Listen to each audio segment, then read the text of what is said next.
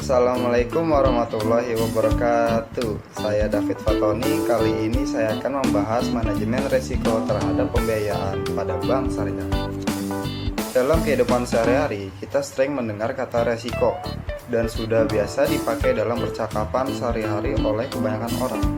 Resiko merupakan bagian dari kehidupan kerja individual maupun organisasi.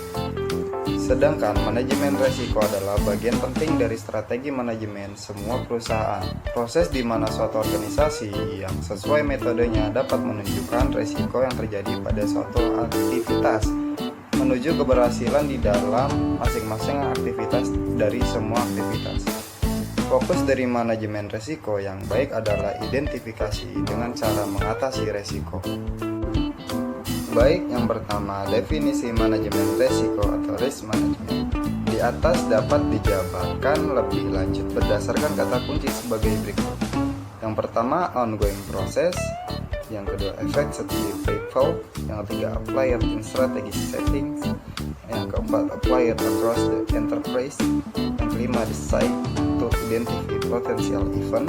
Yang keenam, provide reasonable assurance. Yang ketujuh, grade to activist objective. Dalam perkembangannya, resiko-resiko yang dibahas dalam manajemen risiko dapat diklarifikasi menjadi yang pertama, resiko operasional, yang kedua, resiko hazard, yang ketiga, resiko finansial, yang keempat, resiko strategis. Selanjutnya, resiko pembiayaan. Yang pertama, ada manajemen resiko kredit. Risiko kredit didefinisikan sebagai potensi dari bank peminjam atau pihak konter yang akan gagal memenuhi kewajibannya sesuai dengan syarat yang disepakati. Tujuannya dari manajemen risiko kredit adalah untuk memaksimalkan tingkat pengembalian kepada bank dengan menjaga risiko pengemberian kredit supaya berada di parameter yang dapat diterima. Dan bank juga perlu mengelola risiko portofolio serta risiko dari individu atau kredit atau juga transaksi. Yang kedua, ada Basel tentang risiko kredit. Komunitas Basel tentang kepemimpinan perbankan mengeluarkan dokumen konsultatif tentang kerangka pemenuhan modal baru untuk menggantikan perjanjian 1988. Selanjutnya ada resiko operasional. Ini adalah salah satu babak baru dari kesepakatan modal Basel II. Resiko operasional didefinisikan sebagai resiko kerugian yang dihasilkan dari cukupnya atau kegagalan proses internal orang dari sistem atau dari peristiwa eksternal. Yang terakhir, ada manajemen risiko likuiditas. Potensi risiko likuiditas adalah ketidakmampuan untuk memenuhi kewajiban bankir saat mereka jatuh tempo. Ini muncul ketika bank tidak dapat menghasilkan uang untuk memenuhi penarikan dana, komitmen kredit, atau peningkatan aset. Selanjutnya ada manajemen risiko pembiayaan bank syariah.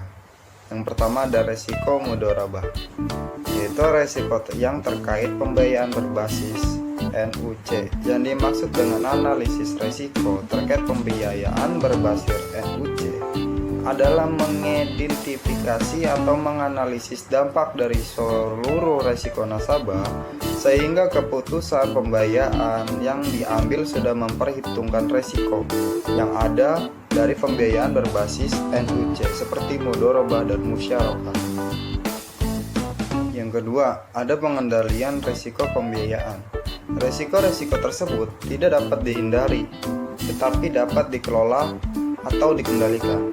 Oleh karena itu, LKS memerlukan serangkaian prosedur dan metodologi yang dapat digunakan untuk mengidentifikasi, mengukur, memantau, dan mengendalikan risiko yang timbul dari kegiatan usahanya. Dan yang terakhir, ada teknik mengidentifikasi dan menilai risiko. Kelompok teknik ini akan membantu manajemen dalam hal menetapkan fokus atau memberikan perhatian dan mengakomodasi seluruh kegiatan pengelolaan risiko.